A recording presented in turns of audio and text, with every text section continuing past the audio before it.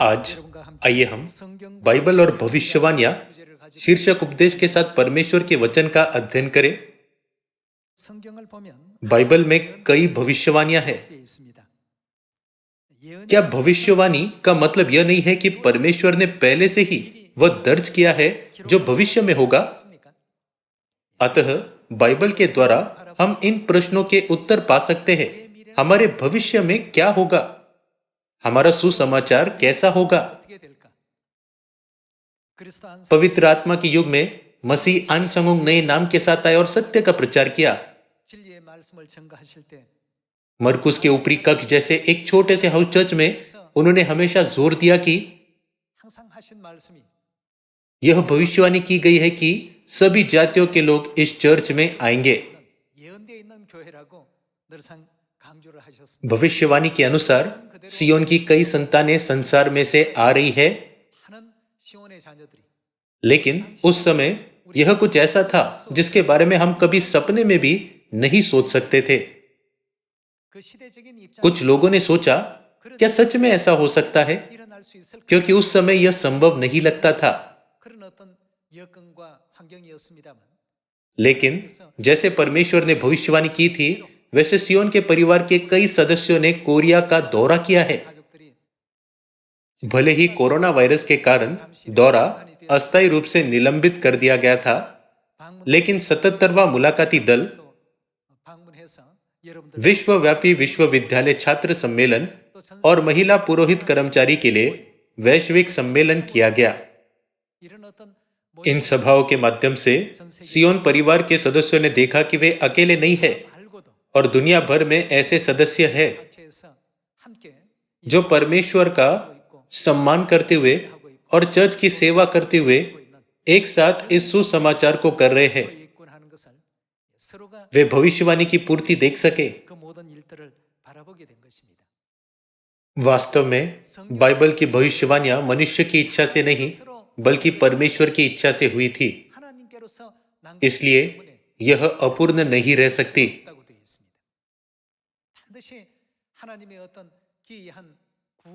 परमेश्वर ने हमें जानने दिया कि हर भविष्यवाणी निश्चित रूप से परमेश्वर की उद्धार की अद्भुत योजना के द्वारा पूरी होगी। हमारे सुसमाचार के शुरुआती दिनों में मैंने अमेरिकी सदस्यों से पूछा, क्या आप हमारे चर्च में आने से पहले कोरिया के बारे में जानते थे? उन्होंने उत्तर दिया कि वे यह भी नहीं जानते थे कि वह कहां स्थित है। बहुत से मुलाकाती दल कोरिया आए और कहा, मुझे नहीं पता था कि कोरिया इतना विकसित देश है। कोरिया अद्भुत है। सबसे कम सकल घरेलू उत्पाद वाले कोरिया ने इतने कम समय में इस तरह के अद्भुत चमत्कार को कैसे पूरा किया?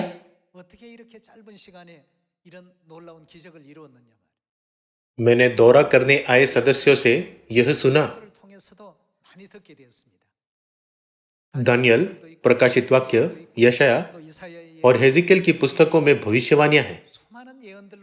हम कह सकते हैं कि बाइबल कई भविष्यवाणियों का संग्रह है।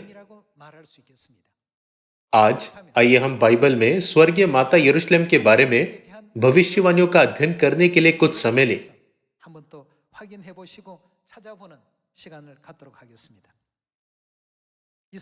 आइए हम यशाया की पुस्तक अध्याय 60 देखें। यशाया नबी लगभग 2700 साल पहले रहता था।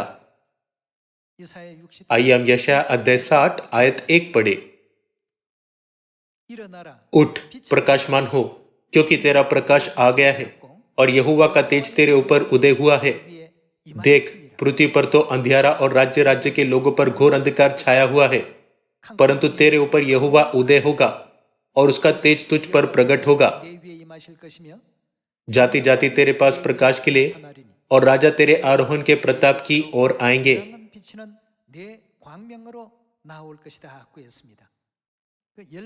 सभी जातियों के लोग यरूशलेम की महिमा के प्रकाश को देखेंगे और उनके पास आएंगे। आइए हम आयत 4 देखें। अपनी आंखें चारों ओर उठाकर देख, वे सब के सब इकट्ठे होकर तेरे पास आ रहे हैं। तेरे पुत्र दूर से आ रहे हैं और तेरी पुत्रियां हाथों हाथ पहुंचाई जा रही है। तब तू इसे देखेगी और तेरा मुख चमकेगा, तेरा हृदय थरथराएगा और आनंद से भर जाएगा, क्योंकि समुद्र का सारा धन और जाति जाति की धन संपत्ति तुझको मिलेगी।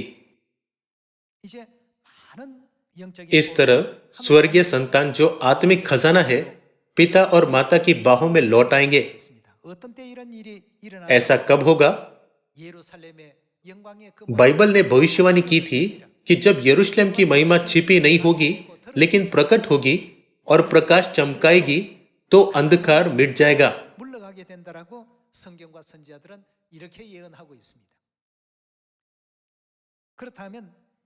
यशाया की भविष्यवाणी बिल्कुल भी मनुष्य की इच्छा से पूरी नहीं हुई थी। आइए हम दूसरा पत्रस की पुस्तक अध्याय 1 देखें। आइए हम एक साथ दूसरा पत्रस अध्याय 1 आयत 19 पढ़े। हमारे पास जो भविष्यद्वक्ताओं का वचन है वो इस घटना से ड्रूट ठहरा। तुम यह अच्छा करते हो जो यह समझकर उस पर ध्यान करते हो कि वह एक दिया है जो अंधेरे स्थान में उस समय तक प्रकाश देता रहता है जब तक कि पौ न फटे और भोर का तारा तुम्हारे हृदयों में न चमक उठे। पर पहले यह जान लो कि पवित्र शास्त्र की कोई भी भविष्यवाणी किसी के अपने ही विचारधारा के आधार पर पूर्ण नहीं होती, क्योंकि कोई भी भविष्यवाणी मनुष्य की इच्छा से कभी नहीं हुई। यह बहुत ही महत्वपूर्ण संदेश है। भविष्यवाणी मनुष्य की इच्छा से कभी नहीं हुई थी, लेकिन भविष्यद्वक्ता किससे उन भविष्यवाणियों को बोलते थे? पवित्र आत्मा के द्वारा उभारे जाकर परमेश्वर की ओर से बोलते थे।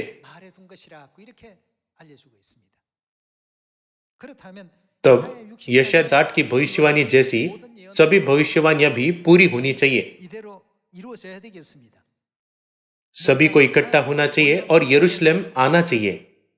परमेश्वर के पुत्रों और पुत्रियों को दूर से आना चाहिए। ऐसा अनुग्रहपूर्ण कार्य होना चाहिए। आइए हम वापस यशाया की पुस्तक अध्याय 60 वचन 8 पर जाए। ये कौन है जो बादल के समान अपने दरबों की ओर उड़ते हुए कबूतरों के समान चले आते हैं? निश्चय द्वीप मेरी ही बाट देखेंगे।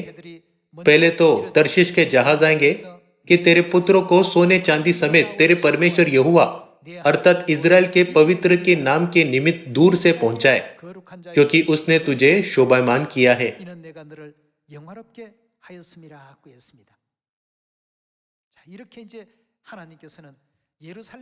भविष्यवाणी के माध्यम से परमेश्वर हमें दिखा रहे हैं कि जब यरूशलेम की महिमा अधिक से अधिक प्रकट होगी तो क्या होगा।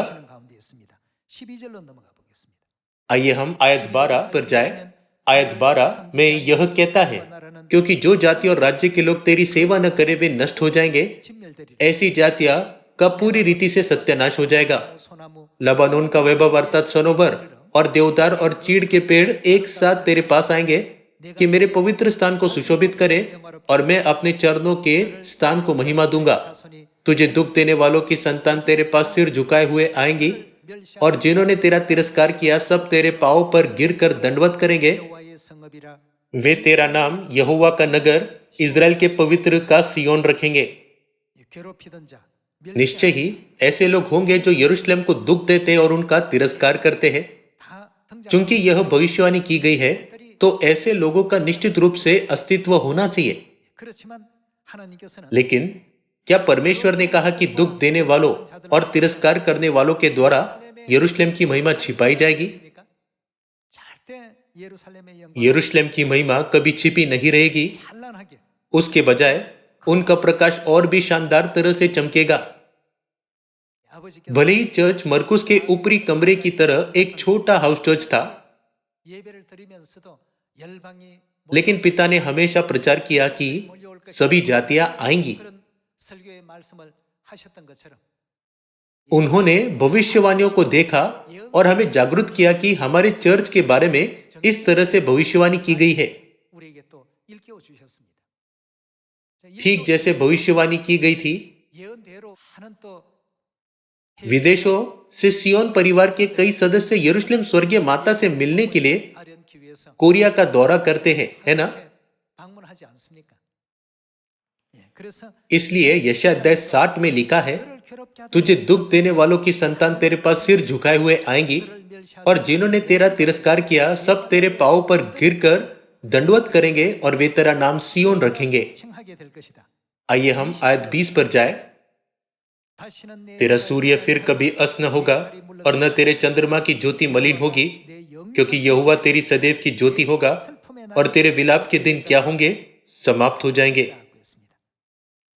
그동안은 다 तूने दुख, 슬픔과 शोक, पीड़ा, क्लेश, तिरस्कार और अपमान से भरा जीवन जिया है, 또 लेकिन 멸시당하는 विलाप के 날에 ऐसे दिन समाप्त हो जाएंगे। 속에서 슬픔의 그 날을 이어왔지만 이제는 그 슬픔의 날도 다 이제 마치게 될 것이다. आइए हम आयत 21 के साथ जारी रखें। 내 백성이 तेरे 의롭게 लोग सब के सब धर्मी होंगे, 땅을 차지하고 वे सर्वदा देश के अधिकारी रहेंगे। वे मेरे लगाए हुए पौधे और मेरे हाथों का काम ठहरेंगे, जिससे मेरी महिमा प्रकट हो। छोटे से छोटा 1000 हो जाएगा और सबसे दुर्बल क्या बन जाएगा?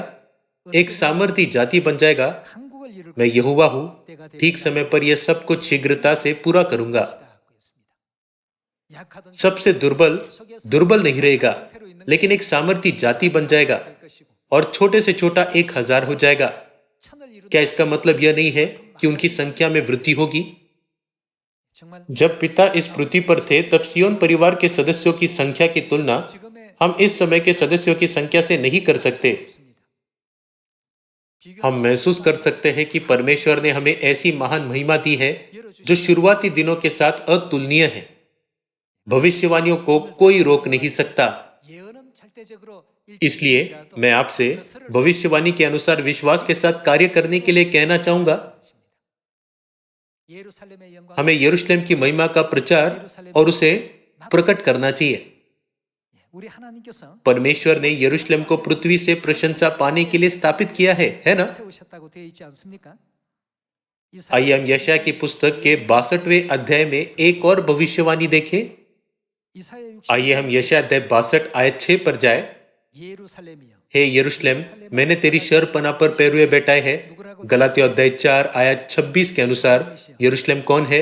वह हमारी माता है। 위에 파수꾼을 세우고 वे दिन रात कभी चुप न रहेंगे। 잠잠치 हे यहोवा को स्मरण करने वालों, 너희 चुप न रहो। 기억하시게 하는 자들아 और जब तक वह किसे स्थिर करके, 여호와께서 누구를 세우셨다고 यरूशलेम को स्थिर करके 예루살렘을 세워 उसकी क्या फैला दे? 뭘 받게 하신다고 했습니까? प्रशंसा पृथ्वी पर न फैला दे, 받게 하시기까지 तब तक उसे भी चैन न लेने दो। 하시게 하라고 했습니다. यदि यह भविष्यवाणी है तो यह निश्चित रूप से सच होगी। 피할 수 없는 예언입니다. इसे कोई नहीं रोक सकता। 바로 다 जैसा लिखा है वैसा ही सब कुछ पूरा होना चाहिए। 이라고 볼 수 있겠습니다. क्या परमेश्वर ने हमें स्पष्ट रूप से नहीं सिखाया कि जब वह पृथ्वी पर उनकी प्रशंसा फैलाएंगे, 세상에 तब छोटे से छोटा 1000 होगा, सबसे दुर्बल सामर्थी जाति बनेगा और हम पूछ नहीं बल्कि सिर होंगे।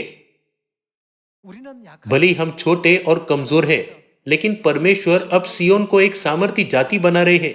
만들어 가고 계십니다. छोटे से छोटा 1000, 10,000 그 और लाखों 천이 되고 बन रहा है। 천천만 इतनी बड़ी संख्या में परमेश्वर की संतान सियोन में आ रही है। 참부시금 돌아오고 있는 वास्तव में हम परमेश्वर के अनुग्रह के अंतर्गत पूर्णता के युग में जी रहे हैं। 자, 그렇다면 इसके बाद 예루살렘의 आइए हम देखें कि नबी जकरिया ने 스가랴 यरूशलेम की महिमा के बारे में 예언을 하셨는지 कैसे भविष्यवाणी की थी। 한번 살펴보시면서 हमें यह सोचने की कोई आवश्यकता नहीं है कि 사람들이 यद्यपि मैंने यरूशलेम की महिमा का प्रचार किया तो भी लोगों ने नहीं सुना। 생각할 필요 없습니다. चूंकि भविष्यवाणी निश्चित रूप से पूरी होगी, तो हमें यरूशलेम की महिमा का प्रचार करना चाहिए, 참부 चाहे वे सुने या न सुने। 우리 आइए हम जकरिया अध्याय 14 पर जाए। आइए हम एक साथ जकरिया अध्याय 14 आयत 7 की शिक्षा को देखें। 7절에 가르쳐 और लगातार एक ही दिन होगा जिसे यहोवा ही जानता है। 한 날이 있으리니 न तो दिन होगा और न रात होगी, 밤도 아니라 परंतु सांझ के समय उजियाला होगा। 빛이 있으리로다. उस दिन कहां से?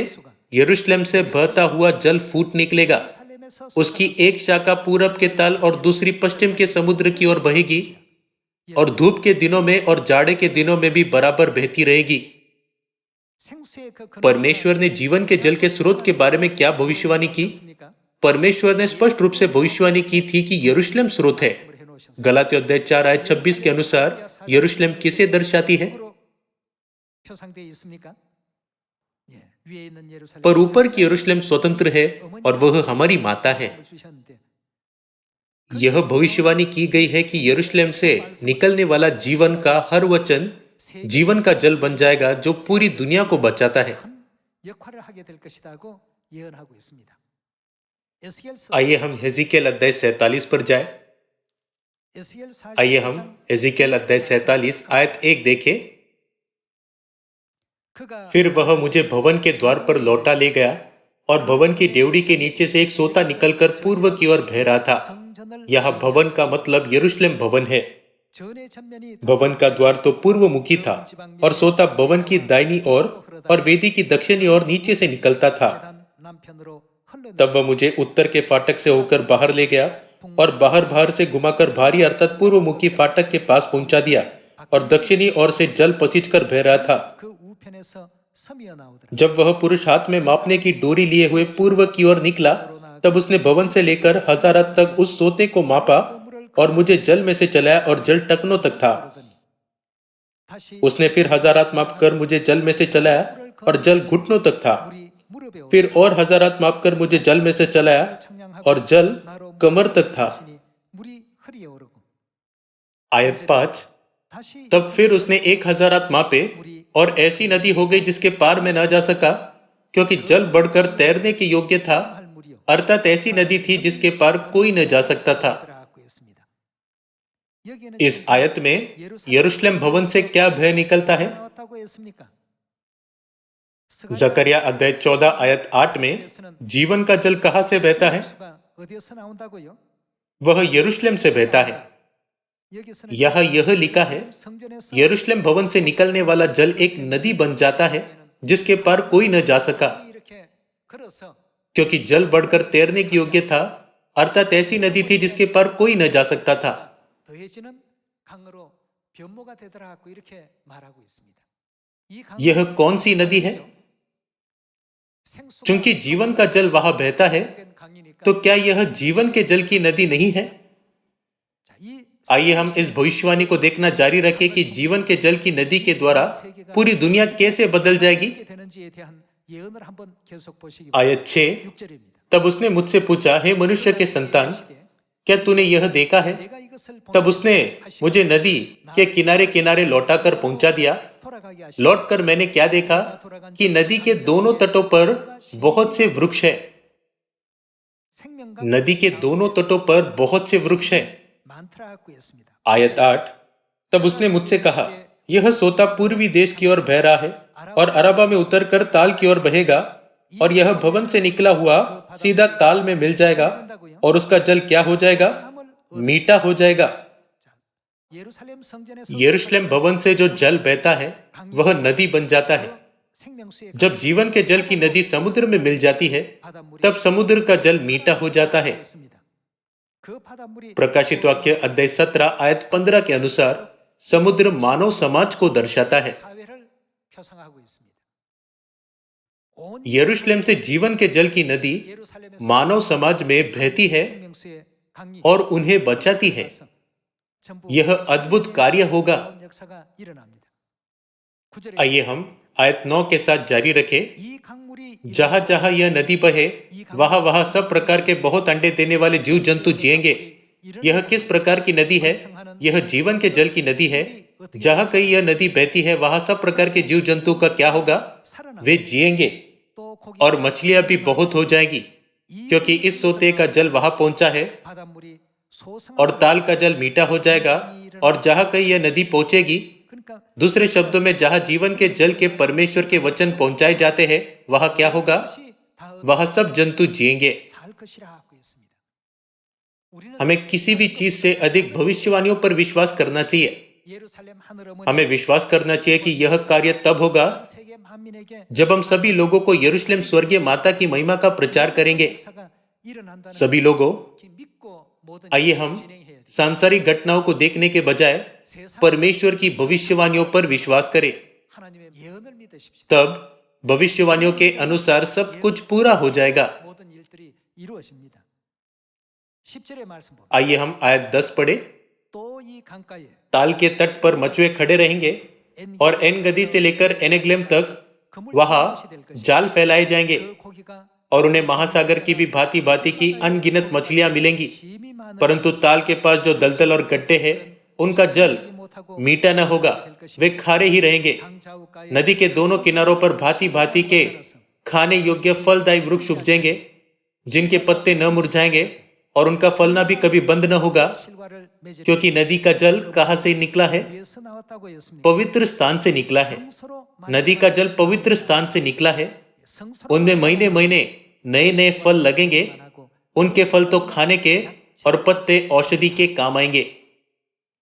नबी हेजिकियल द्वारा लिखी गई यह भविष्यवाणी प्रकाशित वाक्य अध्याय 22 में दोहराई गई है। यह अद्भुत है। आइए हम प्रकाशित वाक्य अध्याय 22 आयत 1 पर जाए। आइए हम अध्याय 22 आयत 1 पढ़े। फिर उसने मुझे भिलौर की सी झलकती हुई स्वर्गदूत ने किस तरह की नदी दिखाई। हेजिकियल अध्याय 47 में जीवन का जल क्या बना? जीवन के जल की नदी। स्वर्गदूत ने वही जीवन के जल की नदी दिखाई जो परमेश्वर और मेमने के सिंहासन से निकलकर। आइए हम आयत 2 देखें। उस नगर की सड़क के बीचों बीच बहती थी। नदी के इस पार और उस पार जीवन का वृक्ष था। उसमें 12 प्रकार के फल लगते थे और वह हर महीने फलता था। हेजिकियल की पुस्तक में भी यही दृश्य लिखा गया है। नदी के दोनों किनारों पर सभी प्रकार के फलदायी वृक्ष उपजेंगे। यह जीवन का वृक्ष था। उसमें 12 प्रकार के फल लगते थे और वह हर महीने फलता था, और उस वृक्ष के पत्तों से जाति जाति के लोग चंगे होते थे। आयत 3। फिर श्राप न होगा और परमेश्वर और मेमने का सिंहासन उस नगर में होगा और उसके दास उसकी सेवा करेंगे। वे उसका मुंह देखेंगे और उसका नाम उनके माथों पर लिखा हुआ होगा। फिर रात न होगी और उन्हें दीपक और सूर्य के उजाले की आवश्यकता न होगी, क्योंकि प्रभु परमेश्वर उन्हें उजाला देगा और वे क्या करेंगे? युगानुयुग राज्य करेंगे। एजेकियल अध्याय 47 में की गई भविष्यवाणी की बातों को यहां दोहराया गया है। यह जो महत्वपूर्ण है वह जीवन के जल का स्रोत है। यह परमेश्वर और मेमने के सिंहासन से बहती है। जकरिया अध्याय 14 आयत 8 में यह यरूशलेम से बहती है। आइए हम यिर्मयाह अध्याय 3 आयत 17 पर जाकर देखें कि परमेश्वर का सिंहासन कौन है। अध्याय 3 आयत 17 में यह कहता है, उस समय यरूशलेम किसका सिंहासन? यहोवा का सिंहासन कहलाएगा। और सब जातियां क्या करेंगी? उसी यरूशलेम में मेरे नाम के निमित्त इकट्ठी हुआ करेंगी, और वे फिर अपने बुरे मन के हट पर न चलेंगी। उन दिनों में यहूदा का घराना इजराइल के घराने के साथ चलेगा, और वे दोनों मिलकर उत्तर के देश से इस देश में आएंगे, जिसे मैंने उनके पूर्वजों को निज भाग करके दिया था। यरूशलेम यहोवा का सिंहासन है। जीवन का जल यहोवा के सिंहासन से बहता है और एक बड़ी नदी बन जाता है। उसके इस पार और उस पार जीवन का वृक्ष था। उसमें 12 प्रकार के फल लगते थे और वह हर महीने फलता था, और उस वृक्ष के पत्तों से जाति जाति के लोग चंगे होते थे। उनका क्या होगा जो जीवन का जल प्राप्त करते हैं? वे स्वर्ग के राज्य में युगानुयुग राज्य करेंगे। क्या इसीलिए आत्मा और दुल्हन अर्थात पिता परमेश्वर और माता परमेश्वर यह घोषणा नहीं कर रहे हैं कि आओ और जीवन का जल लो? जैसा कि प्रकाशित वाक्य अध्याय 22 आयत 5 में लिखा है, वे जो जीवन का जल प्राप्त करते हैं वे युगानुयुग राज्य कर सकते हैं। यह परमेश्वर की इच्छा है जिसकी भविष्यवाणी बाइबल में की गई है। यदि हमें न तो पिता परमेश्वर और न ही माता परमेश्वर पर विश्वास हो, यदि यरूशलेम की महिमा पूरी दुनिया पर प्रकट न हो और उसका प्रचार न किया जाए, और यदि हमें यरूशलेम से सत्य के अनुग्रहपूर्ण वचन प्राप्त न हो, तो हम जीवन का जल प्राप्त नहीं कर सकते। 받지 यदि हम जीवन का जल प्राप्त न करें 생명수를 받지 तो हम कभी भी अनंत स्वर्ग के राज्य में प्रवेश नहीं कर सकते 할수 없는 और वहां राज्य नहीं कर सकते हैं। 들어갈 수 없는 사람들이라는 의미가 되지 않겠습니까? आज परमेश्वर हमें भविष्यवाणियां दिखाते हैं। 예언들 우리가 그냥 हम सोच सकते हैं कि हम केवल सबत का दिन और फसह के बारे में सीखते हैं, 안식일 유월절 लेकिन उनमें कई भविष्यवाणियां निहित है। 예언들이 담겨 있습니다. इस पृथ्वी पर सबत के दिन के द्वारा 안식에 대한 परमेश्वर ने स्वर्ग में सच्चे अनंत विश्राम के बारे में भविष्यवाणी की। क्या वह हमें भविष्यवाणियों के माध्यम से इसके बारे में नहीं सिखाते? 또 예언 가운데 나타내 주고 계시지 않습니까? फसह के लिए भी ऐसा ही है। परमेश्वर ने भविष्यवाणियों के अनुसार सब कुछ बनाया और पूरा किया। 주셨다는 것을 우리 इस बारे में सोचते हुए हमें पिता परमेश्वर और स्वर्गीय माता यरूशलेम की महिमा का प्रकाश चमकाना चाहिए। 살렘 우리 하늘 어머니 그 영광의 빛을 만민들에게 자꾸만 तब 나타내시고 सभी जातियों के लोग और राजा क्या करेंगे? 열방과 열족들이 또 열왕들이 어떻게 한다고요? 그 빛을 वे सभी ज्योति को देखेंगे और ज्योति में आएंगे। 보고 있습니다. जब तक ज्योति नहीं चमकती वे ज्योति में नहीं आ सकते। आइए हम न केवल इस बारे में सोचें कि हमारे आसपास क्या हो रहा है, बल्कि भविष्यवाणियों पर विश्वास करें। 예언을 믿읍시다. सब कुछ भविष्यवाणियों के अनुसार पूरा होगा। 그 과거 यहोशू के समय में भी ऐसा ही एक इतिहास था। 하나님의 그 परमेश्वर की शक्ति से 예리고 यरीहो नगर गिर गया। 그 이스라엘을 वह एक बड़ी बाधा थी जो इजरायलियों को कनान देश में प्रवेश करने से रोक रही थी। 장애물이었습니다.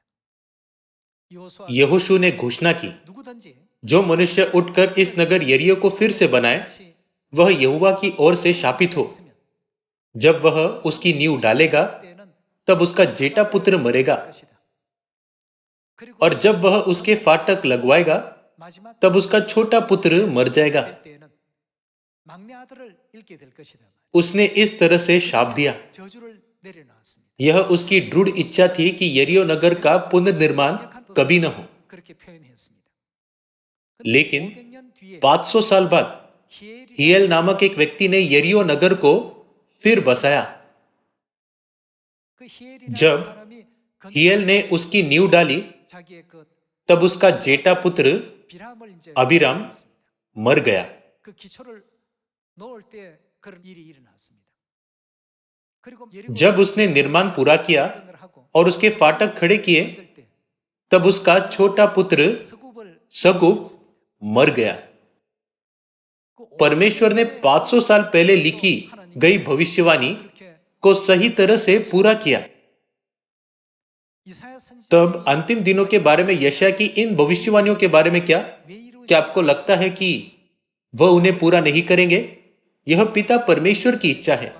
온 세계 모든 사람 मैंने आप ही यरूशलेम को प्रकट किया है और उसकी स्थापना की है कि उसकी महिमा का प्रचार सब लोगों में हो और उसकी प्रशंसा पृथ्वी पर फैल जाए। 알려주고 계시지 않습니까?